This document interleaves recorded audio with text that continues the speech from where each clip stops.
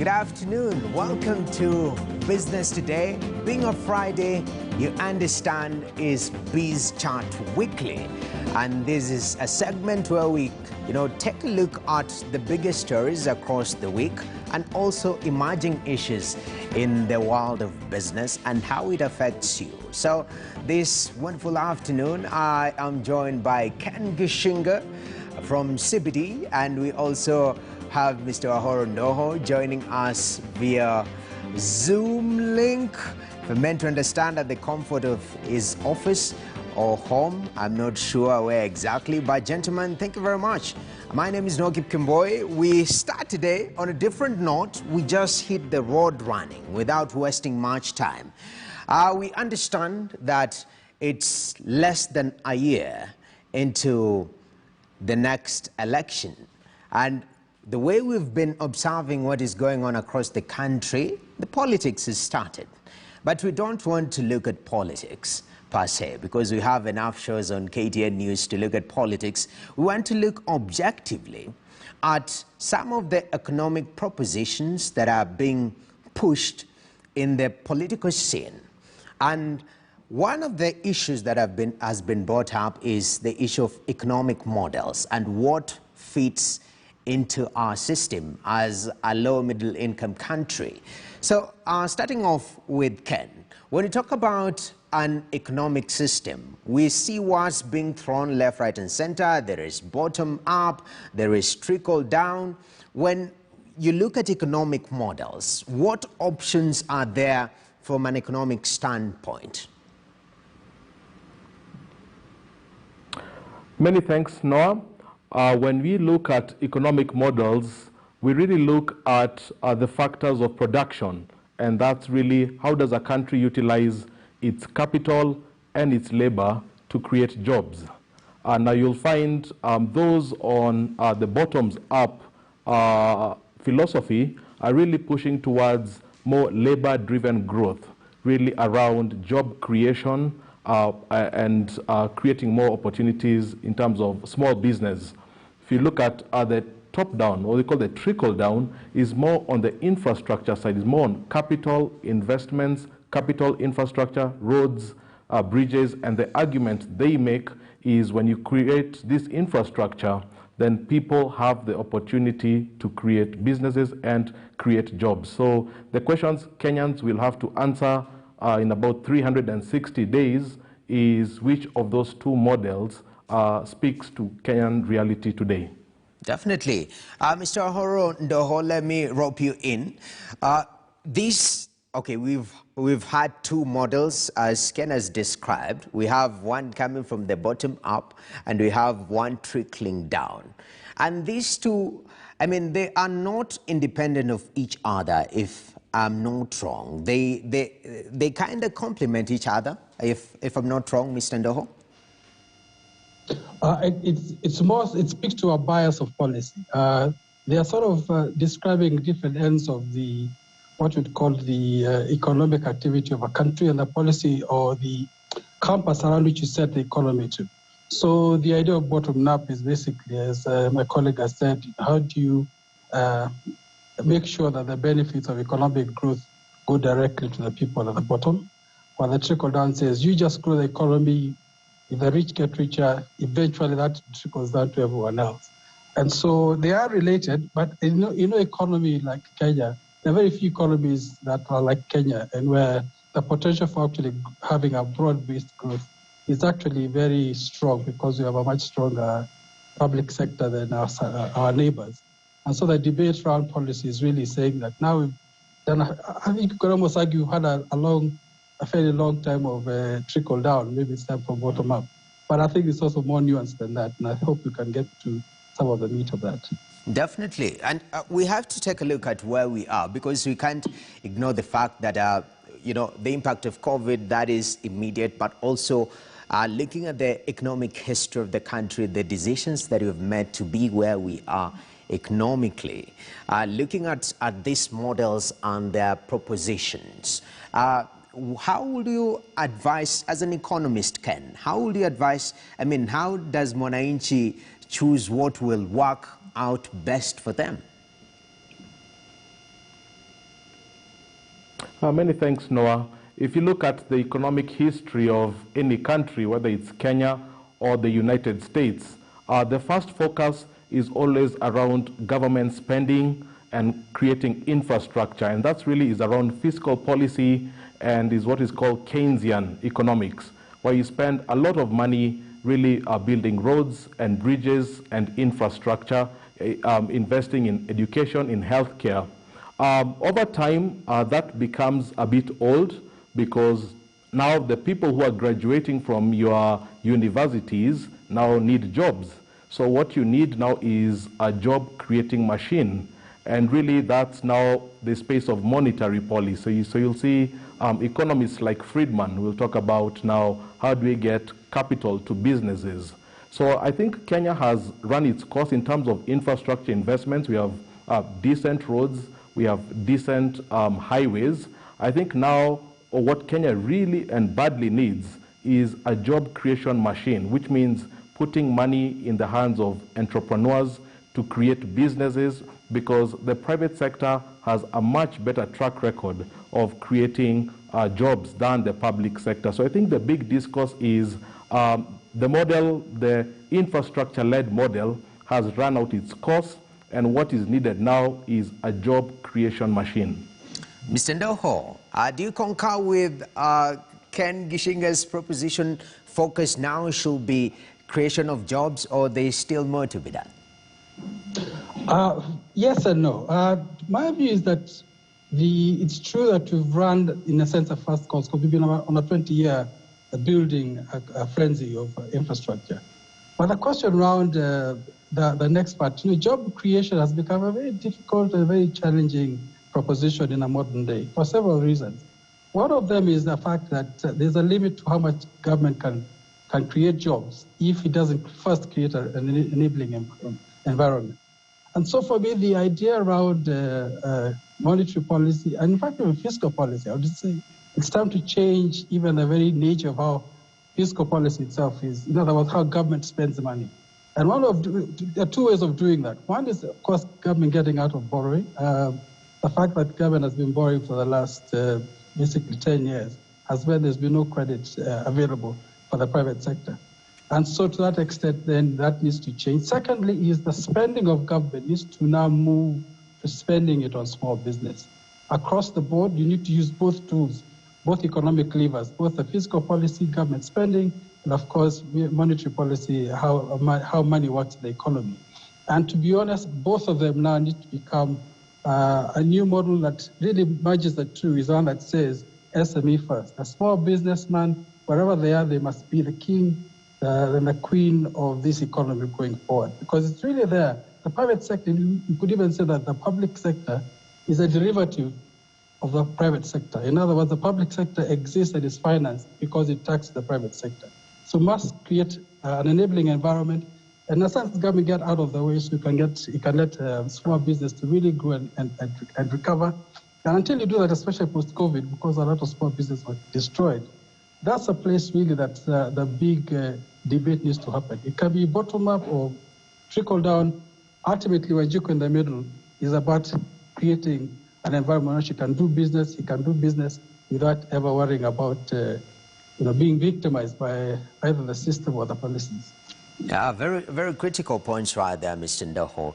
So, Ken, the issue of, the policies that we've seen, looking at the fiscal and, the policies that we hold as a country, we saw recently, the central bank saying we need to relook at our economic policies as a nation. That is the Monetary Policy Committee. And looking at the way we've been evolving, even just putting aside these propositions, I don't know whether they marry well, but the propositions by Central Bank of Kenya saying, we need to revamp and become modernized in our policies. I mean, what impact does that hold in the short term for the country?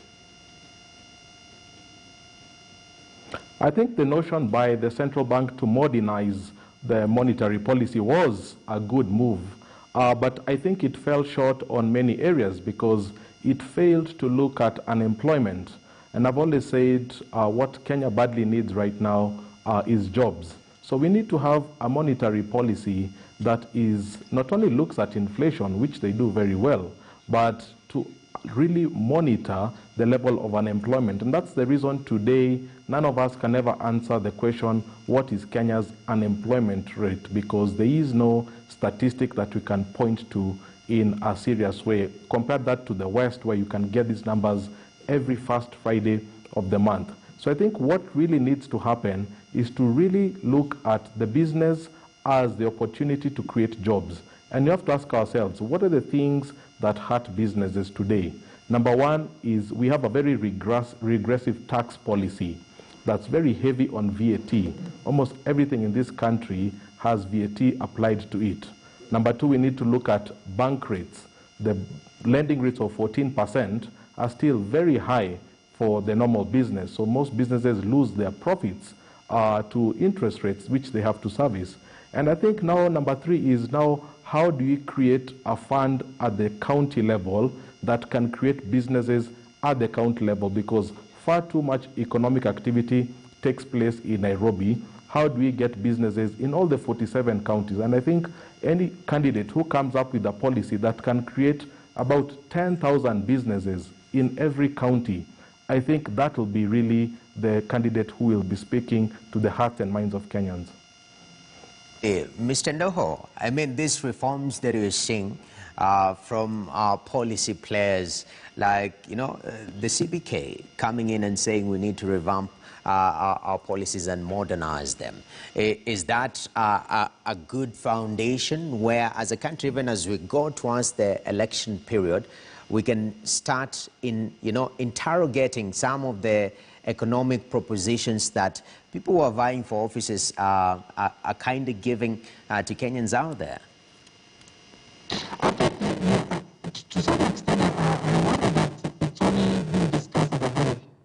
All right. Mr. Ndoho, I think we've lost you there for a moment. I don't know whether you're back.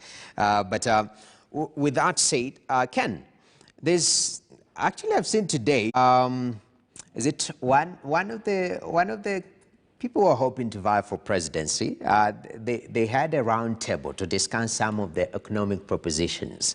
And this Musalia Mudavadi, he was finance minister in the 90s. And looking at this, some of the action plan that just touching on it, and nothing political, just the policy bit of it.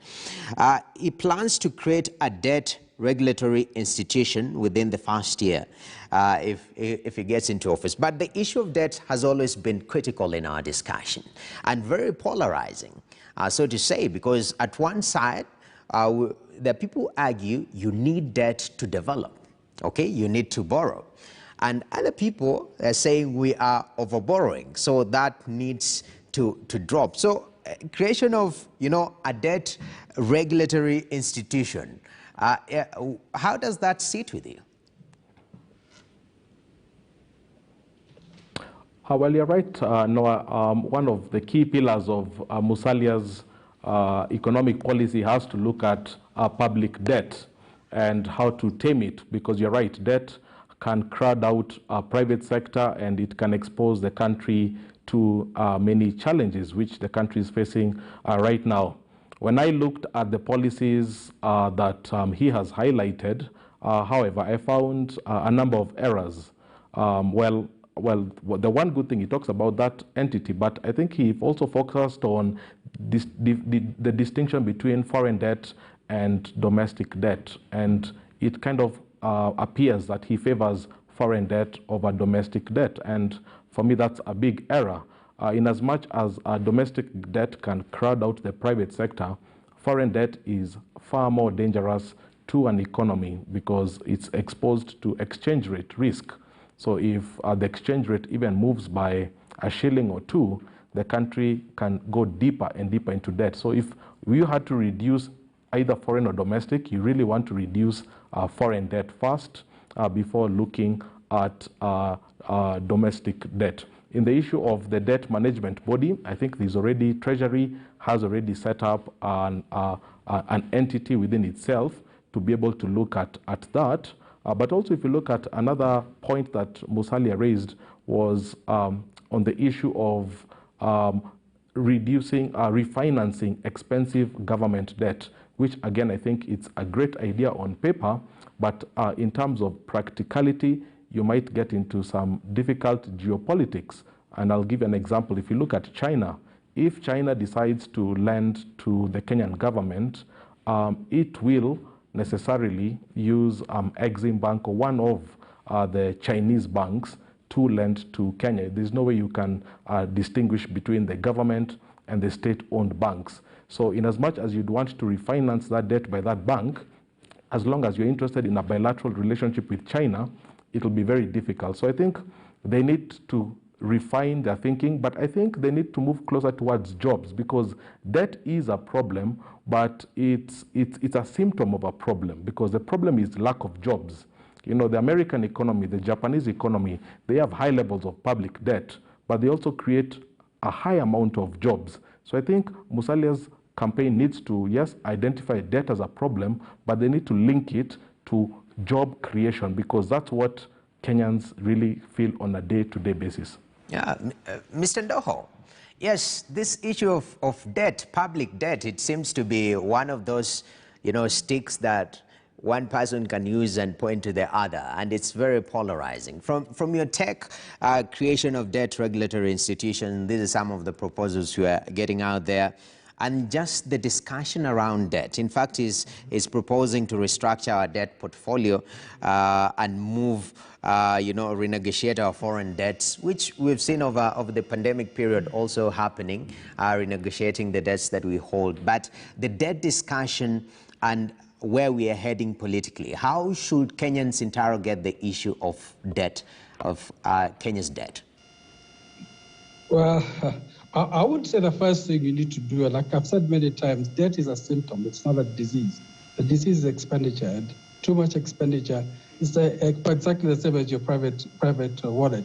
If you're borrowing more than you're earning, at some point, your creditors are going to come and knock you. And that's what's been happening to our debt situation. So the issue around even an institution, the Public Debt Management Office in the Treasury is meant to be a semi-autonomous body anyway. There's a provision for that in the PFM Act and in the regulations. Just actually making it, operationalizing it, would address that issue of an institution. So beyond that, I think the debate around how much the government is spending is one that we've never resolved. We're addicted to debt even as a nation. And incidentally, I think it's the whole world, not just Kenya. And so the question around, if you're going to fix the debt problem, you're going to first have to fix the expenditure problem. And the expenditure problem in Kenya, the first question we have to answer is a payroll question. We have a very expensive public sector relative to our size. And that conversation is political right now, and no one is ever going to touch it. But in a sense, as far as one has addressed the issue of expenditure, debt will be a recurring theme. And so maybe one of the ways we should do this is have a strategy that says, okay, at above 55, and I think they're already doing that, but maybe more aggressively, say, okay, we need to hear a candidate come up with a plan that says, okay, we are going to, retire everyone at 55 as a matter of course. Secondly, how do we get to employ the youth where they are? We have to create something of a parallel, realizing the youth where they are. But you come back to the same question. You grow the private sector first, and the issues of debt, the issues of revenue generation begin to address more than necessarily just cutting. You can cut expenditure, but the public sector, the private sector absolutely must be, SME especially, small businesses absolutely need to be at the center of every policy, of every politician going forward. And they need to tell us exactly how they're going to get government out of the way so you and I in business can get on with it. Yeah. Issue of job creation in the country, this is one of the selling points out there because the majority of our population, and Ken, you've touched on this, I mean, you're very passionate about, we should go back to the conversation of jobs. That is the ticking time bomb that we have in our country. And we'll hear that a lot during this period. I'm going to create jobs for our young people. But one of the critical issues that we face as a nation is the issue of exporting jobs. And I know you've touched on this about creating an enabling environment for local businesses and even, foreign direct investment coming here. So far, are we having the right angle of, the right operational environment, and how can we better it so that we see, vibrancy within the economy that could be able to create and, solve this job issue in our economy? Ken? Yes, indeed. No, when you talk about business environment, you can't escape the issue of tax.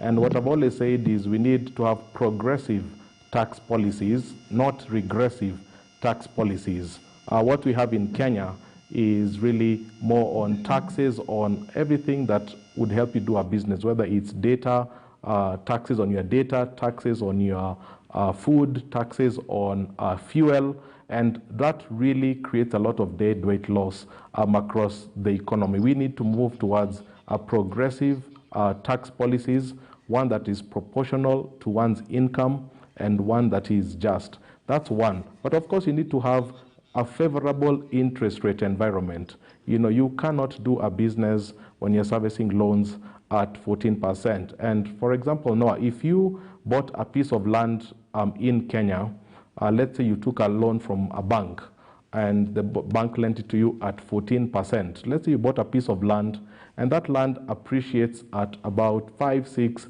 7%. Even if you sold that land after 3 years, you'd still not raise enough money to have serviced that bank loan. And that's the reason that we say the interest rate regime in Kenya is not sustainable and really has to approach a more moderate future. Okay. Wow. Gentlemen, I know it. For the past 20 or so minutes, we've tackled, and this is just the surface. I wish we could have more time, but make sure that every Friday, Bizchat, there's the conversations, going deeper into these issues that sometimes could be, misinterpreted out there, and just setting the record clear. Ken Gishinga, Wahorondoho. Gentlemen, I really appreciate you. Thank you very much for your time. And right now, Business Today takes a short break. We'll return with BBC's Money Daily, and thereafter, something interesting.